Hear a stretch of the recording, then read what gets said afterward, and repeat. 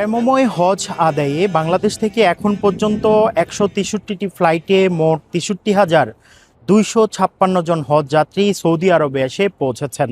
সর্বশেষ খবর অনুযায়ী বাংলাদেশি হজযাত্রীদের মধ্য থেকে ১৭ জন হজযাত্রী ইন্তেকাল করেছেন। এর মধ্যে মক্কায় ১২ জন এবং মদিনায় ৫ জন। আমরা জানি গতকালকে সৌদি আরবে পবিত্র জিলহজ মাসের চাঁদ দেখা গেছে। সেই অনুযায়ী আগামী ২৬শে মে পবিত্র হজ অনুষ্ঠিত হবে। এখন পর্যন্ত যারা বাংলাদেশি হজযাত্রী সৌদি আরবের মক্কা অথবা মদিনায় অবস্থান করছেন তাদেরকে সর্বোচ্চ সতর্ক করা হয়েছে। প্রচণ্ড রোদে তারা যেন ছাতা ব্যবহার করে এবং সানগ্লাস ব্যবহার করে পর্যাপ্ত পানি পান করে।